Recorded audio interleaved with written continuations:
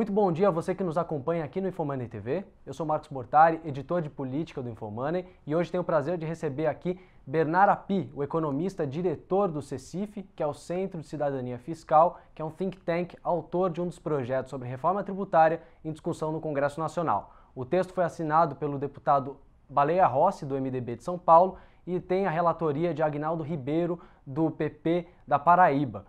O Bernard Api é um dos especialistas sobre o assunto, vai explicar bastante sobre essa proposta, os desafios políticos a serem enfrentados e tudo que você precisa saber. Lembrando que você pode mandar sua pergunta a qualquer momento que a gente vai tentar responder. Bernard Api, é um prazer conversar com o senhor. Muito obrigado pela sua participação, hein?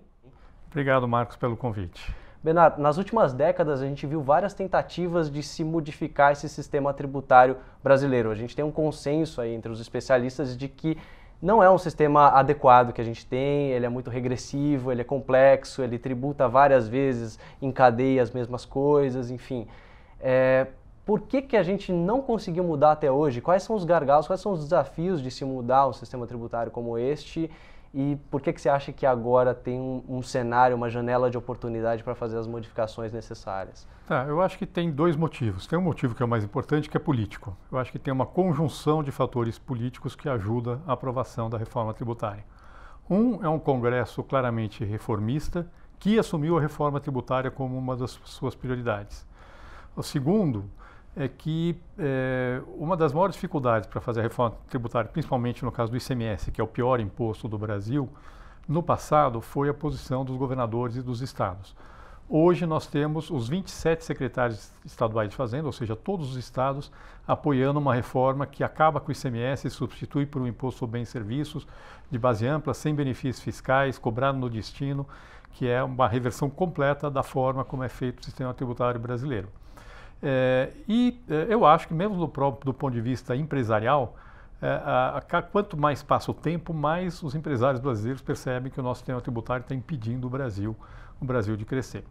Do ponto de vista técnico, acho que tem um amadurecimento das propostas, e a proposta, por exemplo, que foi colocada pelo Centro de Cidadania Fiscal para discussão, por ter duas transições, uma transição para os contribuintes de 10 anos e uma transição para a distribuição da receita para os entes federados, que não tem nenhuma importância para o contribuinte, de 50 anos, acho que essas duas transições elas facilitam muito a aprovação da reforma tributária, porque diluem o impacto de mudanças de preços relativos, de, mudança nos incentivos ou investimentos em relação ao sistema atual e fazem que isso ocorra de uma forma suave ao longo do tempo. Agora, muita gente critica o sistema tributário brasileiro porque ele proporcionalmente tributa muito mais o mais pobre do que o mais rico, por conta de ser mais focado no consumo do que em imposto de renda, em outras formas de tributação.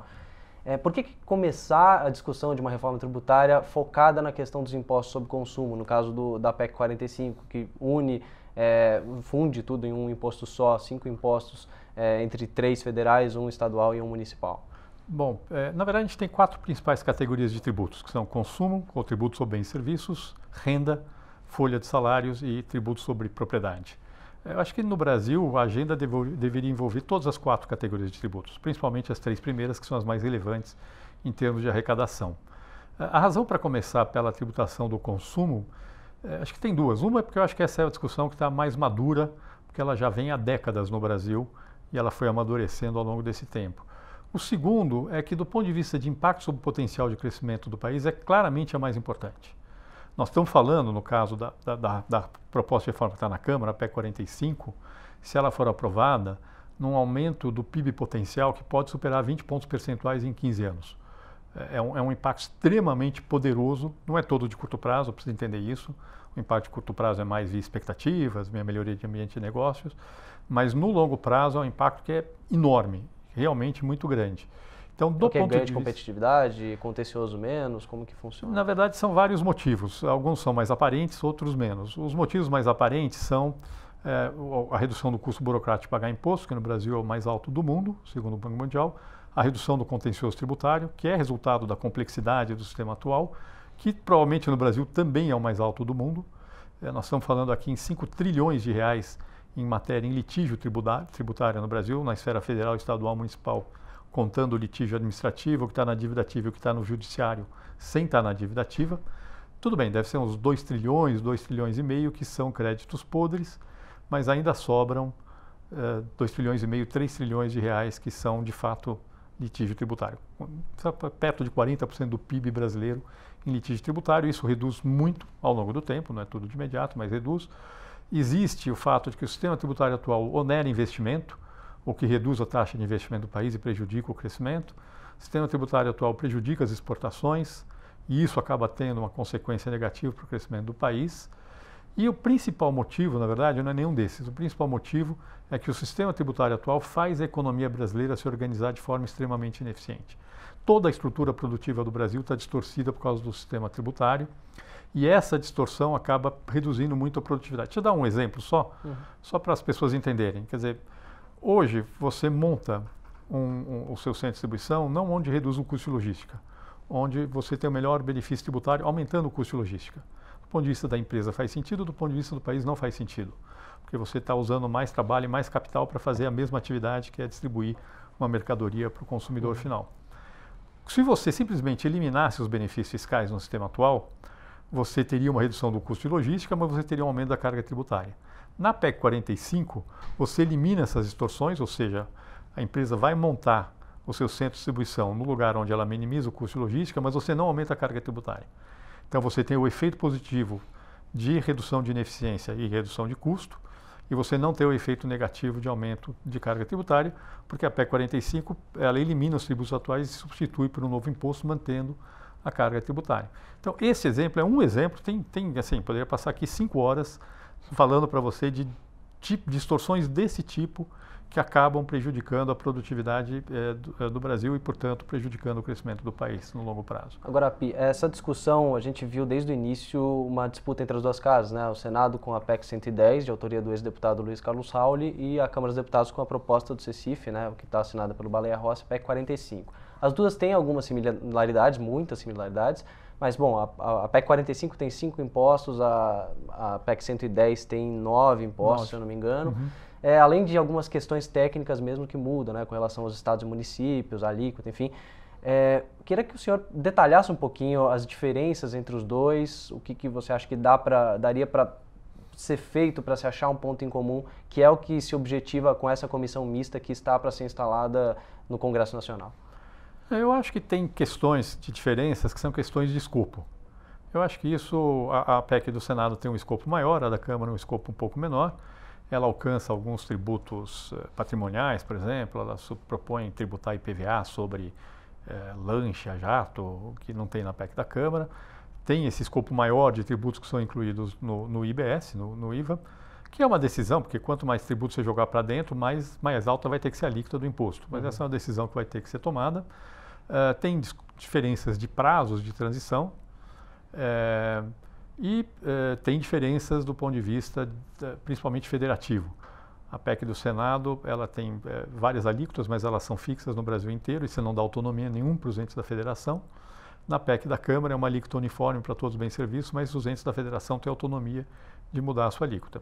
Eu acho que nessa comissão especial vai acabar tendo uma convergência entre as duas propostas, tendo em vista essas diferenças. Vai se avaliar o custo-benefício da proposta do Senado em relação à proposta da Câmara e vai chegar provavelmente a um texto que aproxima o máximo possível, acredito eu, as duas propostas. Então acho que eu acho positiva essa ideia de fazer a comissão mista. Acho que ela facilita, embora ela não seja formal, né? Ela é uma comissão informal, porque chegado a um acordo, né? Chega a criar consenso. Chegado a um acordo na comissão mista, ainda vai ter que voltar para a comissão especial na Câmara, vai passar para o plenário da Câmara e vai para o Senado e passar pela tramitação normal no Senado também. Agora, o senhor tem bom trânsito aí com o Agnaldo Ribeiro, que é o relator da proposta na Câmara dos Deputados, da PEC 45, enfim. O que você tem visto de dificuldade para a instalação dessa comissão? Eu pergunto isso porque desde o ano passado o Davi Alcolumbre já anunciou essa comissão, falou até que ia trabalhar durante o recesso parlamentar, o que não aconteceu. Semana passada se esperava a instalação, ainda não aconteceu. Essa semana também, ao que tudo indica, parece que não vai ser instalado, embora haja uma negociação para a quantidade de assentos que vai ter de deputados e senadores. Enfim, quais são os entraves para que essa discussão avance nesse olhar micro, né? Quer dizer, do parlamento em si? Bom, com relação a esse tema, eu não sei mais o que está na imprensa, tá? O que está na imprensa é que tinha uma demanda de ter mais vagas para deputados e uma discussão sobre se teria que ter mais deputados do que senadores. pelo que eu entendi, pelo que está na imprensa, vai ter um número maior de deputados e senadores. A ideia original era 15 deputados, 15 senadores, agora está em 25 de cada. Mas, pelo que eu entendi, já estão pedindo para os líderes indicarem, dos partidos indicarem os seus representantes. Então, aparentemente, com esse número maior de parlamentares, aparentemente a comissão deve ser instalada. Uma coisa que eu ouvi bastante ao longo do ano passado, conversando até com o próprio Roberto Rocha, que era um dos relatores, o pessoal também da Câmara, existia um incômodo com o fato do governo não encaminhar, não se posicionar claramente sobre qual a proposta que ele queria. Lá atrás tinha, quer dizer, o Marcos Cintra, que era o responsável por tocar uma reforma tributária no governo, ele defendia outra proposta, questão da CPMF, da velha CPMF. Ele foi demitido, existiu uma discussão aí sobre qual seria a proposta apresentada pelo governo. O governo prometeu o envio de uma proposta que até então não foi encaminhada. Até que ponto atrapalha isso e o que você sabe aí do que pode ser apresentado, de como que pode ser o papel do governo nessa discussão? Bom, de fato, o governo vem mudando a posição ao longo do tempo, então é difícil saber exatamente qual vai ser a posição do governo, mas aparentemente, primeiro estava o Marcos Cintra, que defendia uma mega CPMF, na verdade. Aparentemente essa ideia foi, pelo menos temporariamente, abandonada pelo De vez em governo. quando ela volta, né? Ela volta. O próprio Paulo Guedes às vezes tenta... É uma ideia zumbi. Ela é uma morta-viva, ela vai e volta o tempo inteiro.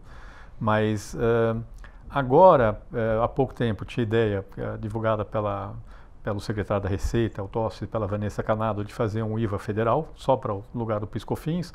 Ontem o Paulo Guedes já está falando em um IVA dual, ou seja, um IVA federal e um subnacional. Agora vão ter que esperar para ver, mas no geral todas convergem para a ideia de ter um imposto com características de um bom IVA, que é a base da PEC 45 e da PEC 110 que está no Senado, na verdade. Então tem alguma convergência para essa linha que está na Câmara. Se vai ser um imposto só, se vai ser um IVA dual, 2 impostos, isso é uma questão que ainda está em aberto. Mas de fato, o fato do governo não ter entrado antes na discussão, acho que atrasou. Acho que se o governo tivesse entrado antes na discussão, provavelmente já estaria mais avançado. Você acha que se continuar nessa incerteza, indefinição do governo, fica difícil de passar ou dá para avançar porque o Congresso assumiu essa agenda e agora não importa mais se o governo vai entrar? Eu acho que avança, mesmo se o governo não entrar. Obviamente fica mais fácil com o governo entrando. Não tenho dúvida nenhuma que fica mais fácil, mas acho que tem uma possibilidade de aprovar mesmo se o governo ficar fora da discussão. Só que nesse caso o governo vai ser atropelado, porque vão ser feitas mudanças que vão afetar não só estados e municípios, mas também a União. Inclusive do ponto de vista da distribuição federativa de receita, tem questões que estão dentro da reforma tributária que vão acabar afetando a União. No mínimo vai testar o slogan do Mais Brasil, menos Brasília, talvez? Não sei. Por enquanto, o que a gente tem visto de Mais Brasília, menos Brasília tem sido ao contrário, né? No ano passado, definiram lá um piso salarial para os professores. Eu encontrei o secretário de Fazenda e falei, tá vendo? O governo está falando em Mais Brasil, menos Brasília, só que eles não tinham entendido, era do lado do gasto e não do lado da receita, né? E aí agora eles vão ter que... Depois o Bolsonaro propôs os estados reduzirem o ICMS sobre combustível, também vai na linha do Mais Brasil, menos Brasília, só eu já vou chegar jogando a conta para os estados também. E tirando da União. Porque eu tinha entendido que era diferente o que tinham falado no começo. Até agora tem sido ao contrário do que se esperava. Api, essa proposta do IVA dual, ela parece mais com a proposta do Senado, né, que trata de apesar de serem outros impostos contemplados, essa ideia de ter 2 IBS, 2 IVAs, enfim. O presidente Jair Bolsonaro já falou até, durante a viagem dele para a Índia, ele tinha falado, né, é muito difícil aprovar a reforma tributária, eu estou há 28 anos nessa vida de parlamentar e tudo, nunca vi uma reforma avançar, tem interesses muito difusos, é difícil você agradar todo mundo e conseguir o consenso necessário para fazer o tema avançar.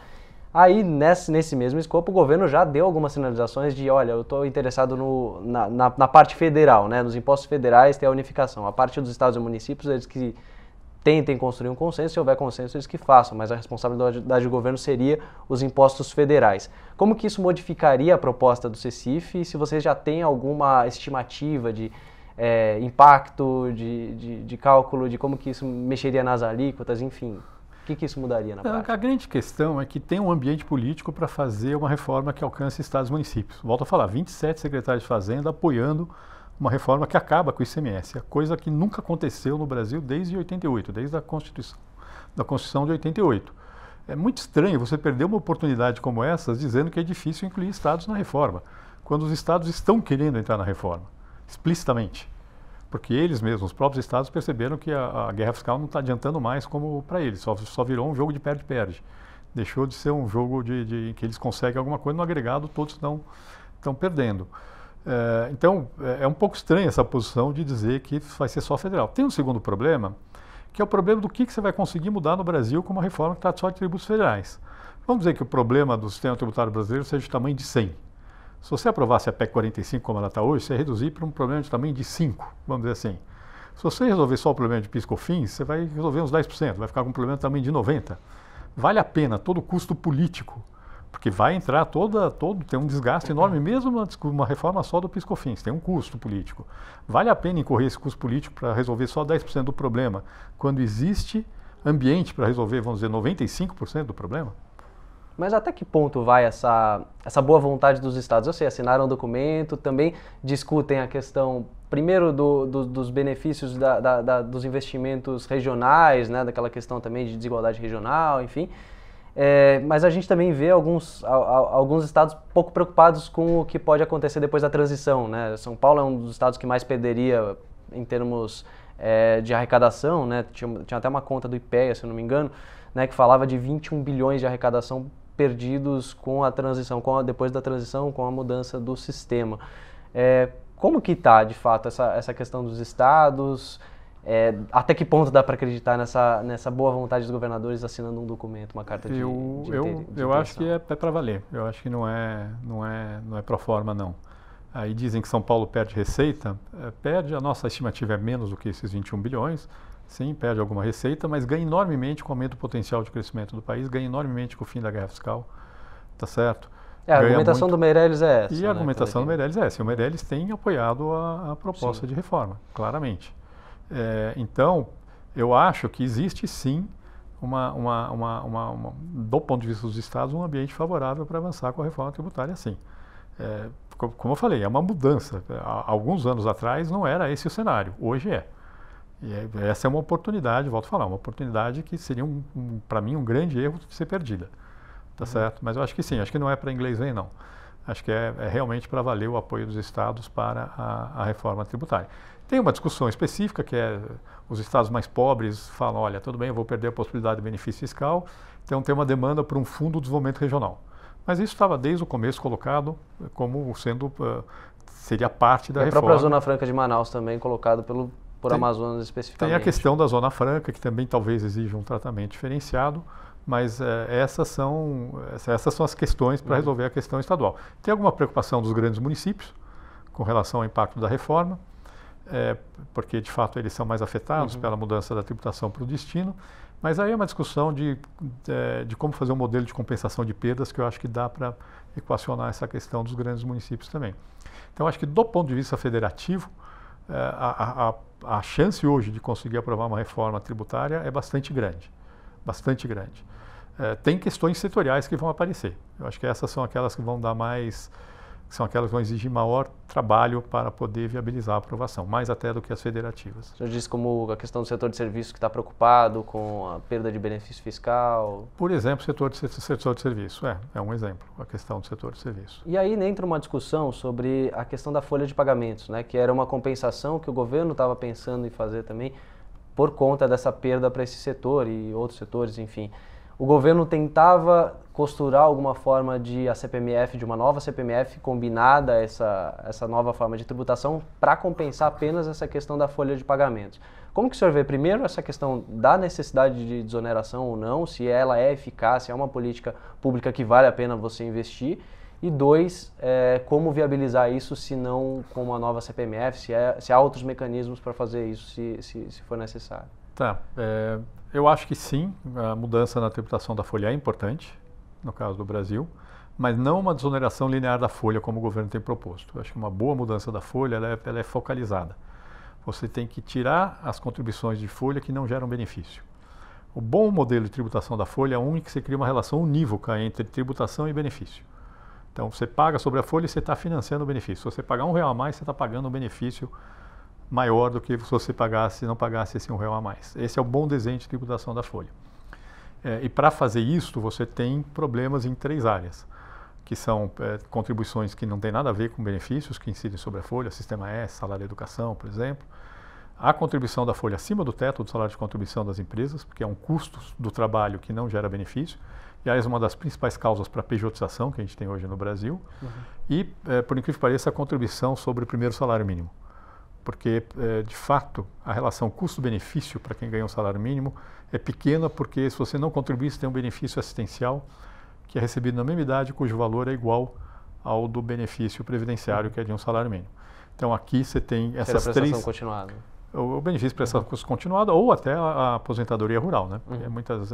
Infelizmente, tem muita fraude e muito trabalhador urbano que acaba recebendo o benefício de aposentadoria rural. Então, na verdade, o foco, a boa desoneração da folha, acho que deve estar focado nessas três áreas. Então, acho que sim, é uma agenda importante. O financiamento é outra questão.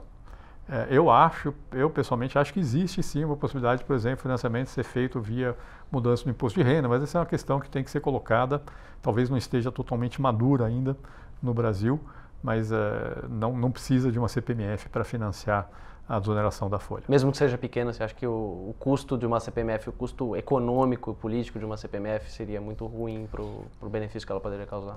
A CPMF é um imposto distorsivo, não é por acaso. O CPMF é um imposto que funciona bem com alíquota baixa e juro alto. E funciona muito mal com alíquota alta e juro baixo. Só que o Brasil hoje está com juro baixo, muito mais baixo do que no passado quando a gente tinha CPMF. E a carga tributária é alta? O custo de oportunidade no passado de desintermediação para não pagar a CPMF, ele era muito alto, que é a perda da rentabilidade num país que tinha juro muito alto. Hoje ele está muito mais baixo esse custo de oportunidade. Portanto, quanto mais baixo o juro, maior o incentivo que a CPMF promove para a desintermediação financeira. Então é preciso entender isso. Ou seja, maior seria um incentivo para desorganizar a economia de uma certa forma. Seria um incentivo para desorganizar a economia, fora todos esses problemas de incidência cumulativa, mas e mais ainda, ela gera outros tipos de distorções. Por exemplo, uma empresa que precisa tomar crédito por um dia, supõe que a alíquota da CPMF é, sei lá, 0,5%, ela vai pagar 0,05% de juros e vai pagar 0,5% de CPMF. Quer dizer, o custo do imposto vai ser 10 vezes a remuneração econômica da operação. Vai estar embutido na tomada e na quitação, né? Na verdade, se for no modelo antigo, não, seria só na quitação, mas ainda assim seria, falando assim, o custo econômico da operação é 0,05%, o custo da CPMF é 0,5%, é 10 vezes maior que o custo econômico. Eu estou falando de uma CPMF com alíquota baixa. Então tem uma série de distorções que ela vem provocando, e não é por acaso que nenhum país desenvolvido tem CPMF. O único país desenvolvido que tinha um imposto parecido com a CPMF era a Austrália, que quando fez uma reforma para ampliar a incidência do IVA dele, que virou o IBS lá, acabou com a CPMF. Nessa mesma reforma. Tá certo? Quem tem CPMF hoje é Argentina, Venezuela, é esses países que a gente quer se inspirar para montar o sistema tributário brasileiro? Eu vou fazer algumas perguntas de leitores aqui.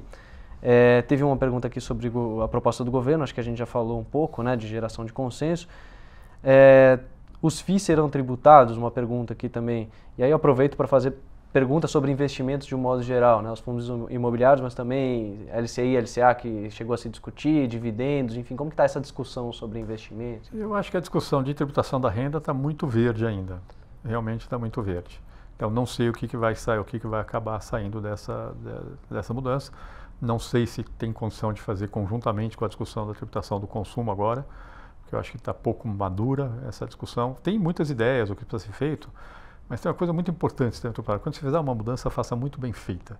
Porque uma das características de um bom sistema tributário é a estabilidade. Lógico que quando você tem um sistema tributário muito ruim como o nosso, não dá para ter estabilidade, porque o sistema é muito ruim. Mas quando mudar, muda de uma vez para não ter que ficar mexendo depois. Entendeu? Então, no caso de renda, eu acho que falta ainda uma boa discussão no Brasil sobre o que deve ser feito. Agora, eu pessoalmente acho que FII é uma distorção. Qual é a renda de uma pessoa que compra uma cota de FII? É uma renda de aluguel. Agora, o que é? É uma pessoa física recebendo o aluguel de um imóvel. Se a pessoa física recebe direto na pessoa física, ela vai pagar 27,5% de imposto. Se ela monta lá uma empresa de lucro presumido, que é muito comum, e recebe empresa de lucro presumido, ela vai pagar de 11,3% a 14,5% de imposto. Se ela recebe através de um FII com cota negociada em bolsa, vai pagar 0%. Desculpe, está errado. Do ponto de vista econômico, você tem que decidir quanto aluguel paga de imposto. Não pode ser 27,5%, 14% ou 0%, dependendo do jeito como você recebe aluguel. Então, essa é a minha opinião pessoal, não não tem ainda maturidade nessa discussão. É um pouco parecido também com a discussão do PJ e do CLT, né? É parecido com o PJ e CLT. Num bom sistema tributário, se a pessoa tem renda de 10 mil, 20 mil reais por mês, ela tem que pagar o mínimo imposto, seja PJ, seja uma pessoa física, um autônomo ou um empregado.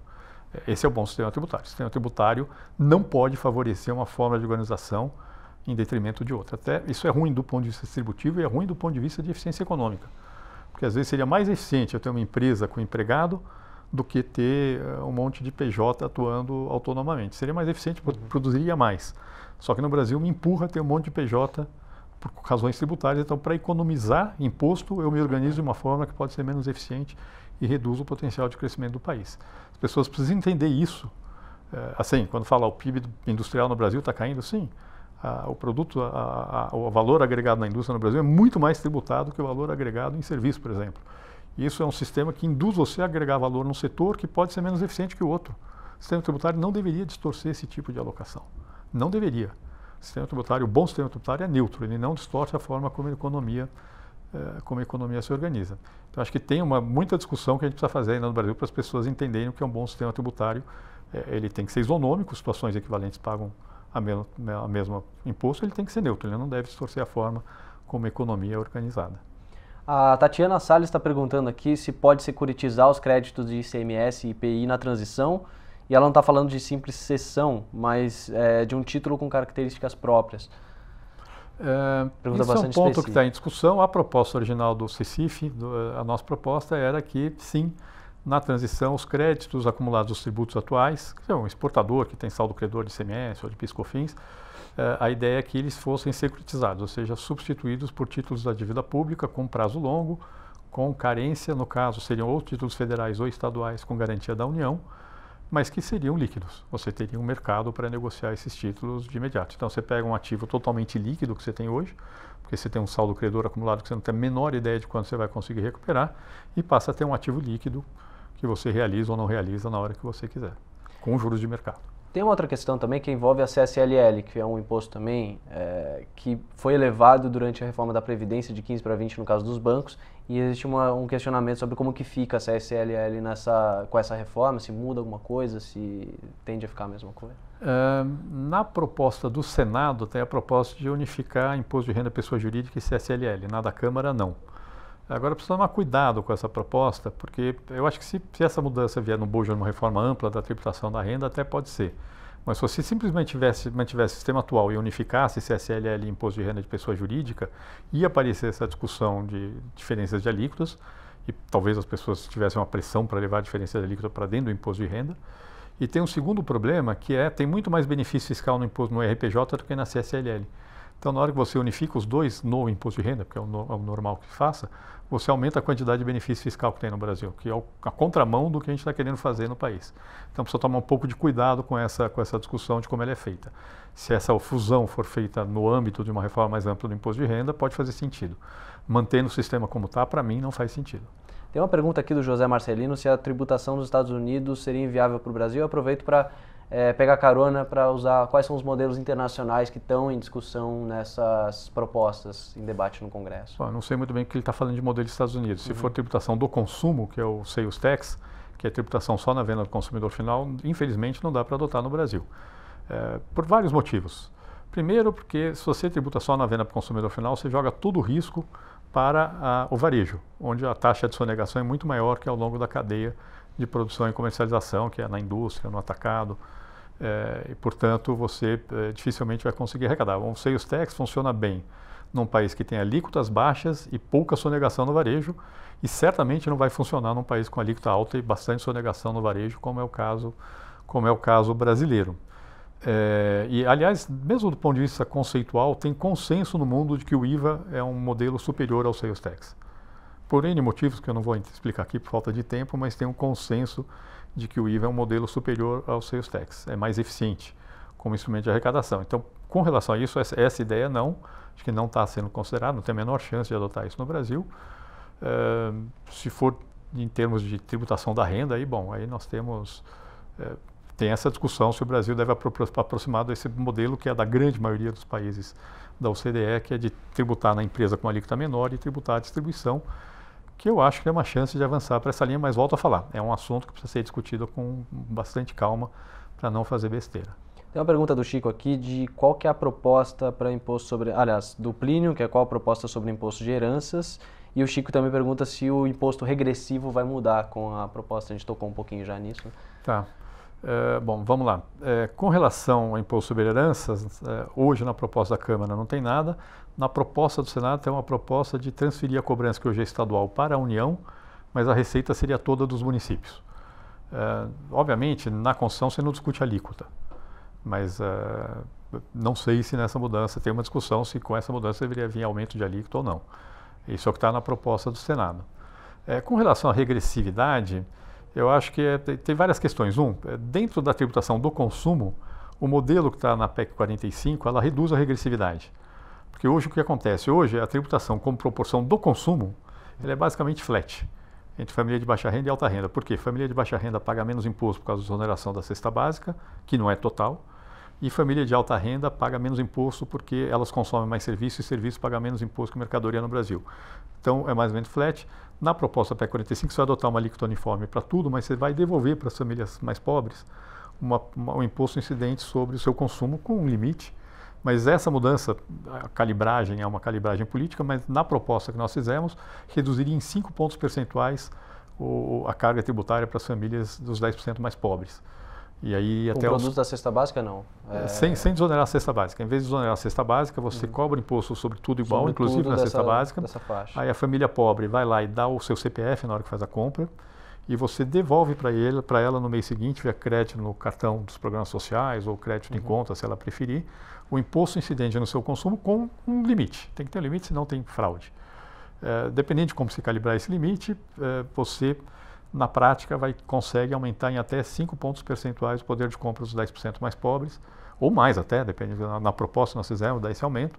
Na proposta que nós fizemos, isso é decrescente até os 40% mais pobres, e para os 60% mais ricos tem um aumento minúsculo da tributação para poder financiar esse modelo. Então, essa mudança seria mais progressiva do que o modelo atual. O resto da discussão de progressividade e regressividade passa por discussão nas outras categorias de tributos. Que eu acho que, como eu falei no começo, acho que a gente vai ter que enfrentar essa discussão de tributação da renda, tributação da folha e tributação do patrimônio.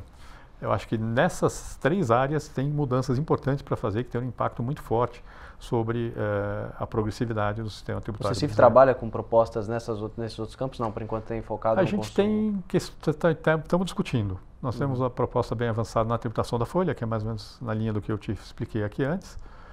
Tem uma discussão sobre tributação da renda, não está fechada, mas tem algumas diretrizes de mudanças no imposto de renda que tornariam o imposto mais progressivo. Que seria como criar novas faixas, novos degraus? Como que funciona? Eu não tenho como te antecipar agora, porque, como eu falei, está em discussão ainda, então não posso te antecipar. Tem mais de uma alternativa na mesa, tá certo? Todas elas caminham para ter mais progressividade. Na verdade, não é nem ter mais progressividade, é corrigir distorções que fazem com que uma parcela relevante da população brasileira pague pouco imposto de renda. Isso acontece, por exemplo, por conta dessa isenção na distribuição de dividendos, mas não acontece porque tem isenção na distribuição de dividendos. Se você pagou 34% da empresa e não pagou 27,5% da pessoa física, não tem nenhum problema. O problema é quando você paga muito pouco na empresa e distribui isento. E essa distorção realmente precisa ser porque quando você vai olhar na alíquota efetiva lá, tem muita gente que paga 16%, 15% Exato. E recebe muito mais. Né? Se você pegar um PJ, uma pessoa que está, sei lá, tem de tudo. Sei lá, tem no Simples, eu fiz a conta outro dia, tem uma pessoa que ganha R$10.000 por mês no Simples, ele está pagando uma alíquota efetiva de 1,4% de imposto de renda. Na soma do que ele paga no Simples e do que ele paga na pessoa física. Tem pessoas que estão no lucro presumido, que pagam 7% de imposto de renda recebendo R$50.000 por mês, tá certo?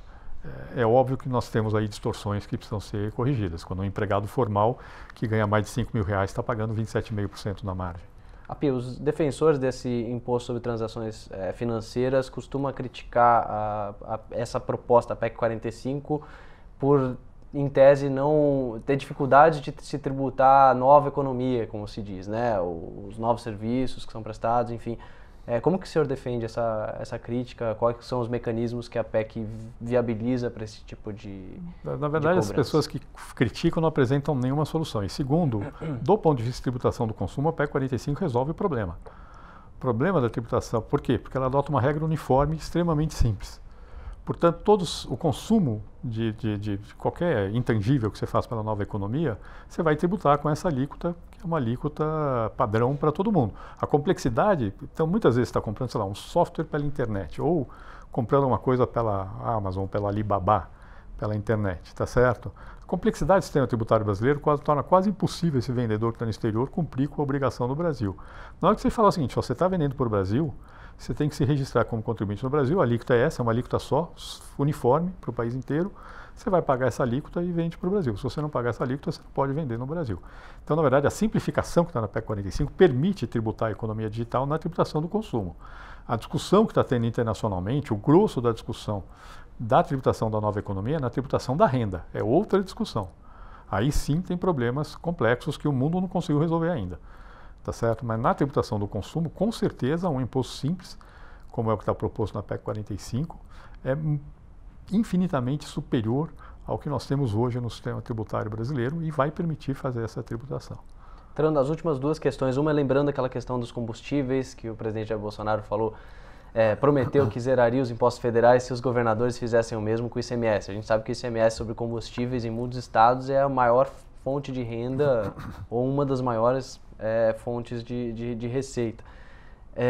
Como que você está vendo esse debate? O quanto ele contamina a discussão de reforma tributária do modo geral? Porque a gente nem viu o Paulo Guedes falar sobre o assunto publicamente também, quer dizer, o ministro também ficou um pouco silencioso, o que também pode indicar também um desconforto com essa sinalização do presidente, já que o governo federal também abriria mão de muita receita também com essa discussão.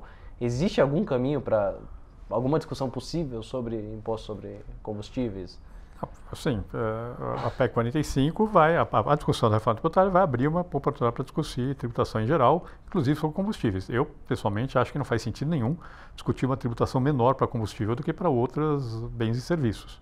Na verdade, o resto do mundo caminha para ter uma tributação maior para combustível fóssil do que sobre outras mercadorias, porque você tem todo o efeito ambiental negativo, tanto ambiental quanto, inclusive, do ponto de vista de qualidade de vida nas cidades. Uhum. Quer dizer, quando você estimula o uso de carro pelas pessoas, você está estimulando não só a emissão de gás de efeito estufa, como você está estimulando o congestionamento. Tá certo? O mundo todo discute como tributar mais combustível fóssil para poder ter menos emissão de gás de efeito estufa e para estimular mais o transporte público. E aqui no Brasil a gente está indo na contramão do que o mundo discute. Agora, se tiver uma decisão política de reduzir a tributação de combustíveis, que para mim seria um erro, a reforma tributária é um momento para poder se discutir essa mudança. Ou seja, em tese seria mais prudente colocar os combustíveis junto naquela lista que seria tributada pelo IS lá, aquele outro imposto que está também contemplado na PEC 45, que é um imposto sobre bebida, cigarro, outros tipos de produto, do que você ter uma tributação mais favorável, mais benéfica. Exatamente. Faria mais sentido. Na verdade, já tem a CID de combustíveis, né, que faz esse papel de imposto seletivo sobre combustíveis. Mas no mundo todo se discute tributar mais combustível do que o resto dos bens e serviços e não menos. Agora, é uma discussão, pode fazer, é uma discussão política. Eu, falando tecnicamente, não faz sentido tributar menos combustível do que outros bens e serviços. Api, muito obrigado pela sua participação aqui. Eu vou fazer a última pergunta, que na verdade acho que é a mais espinhosa, sobre calendário para a votação disso. Eu sei que você não está exatamente nesse mundo da política, mas tem se relacionado muito, tem sido muito consultado pelos parlamentares, tem dialogado bastante, vai ao Congresso. O que a gente pode esperar? Existe alguma possibilidade dessa PEC ser aprovada de fato em abril? Ou o presidente da Câmara, Rodrigo Maia, está muito otimista com esse calendário? O que é crível nessa história toda? Bom, o meu trabalho é um trabalho de apoio técnico, eu não cuido da política, mas se o presidente da Câmara está dizendo que é possível aprovar nesse primeiro semestre, ele entende muito mais de política do que eu. Então, eu acredito que seja possível aprovar nesse primeiro semestre. É uma questão de construção política. Eu acho que se existe esse ambiente no Congresso, a possibilidade existe. Eu volto a falar, meu trabalho é um trabalho técnico, não é da área da projeto. Isso é para perguntar, essa pergunta é para ser feita para os políticos e não para mim. O meu trabalho é ajudar a que o que saia do Congresso seja o melhor do ponto de vista técnico possível. Api, muito obrigado pela sua participação aqui. É um prazer, foi um prazer enorme recebê-lo aqui para tirar as nossas dúvidas sobre a reforma tributária. Então, eu que agradeço, vai ser a oportunidade de falar com os ouvintes da Infomoney. A você que nos acompanhou, muito obrigado pela audiência. Esperamos contar com a sua participação no nosso próximo Infomoney Entrevista.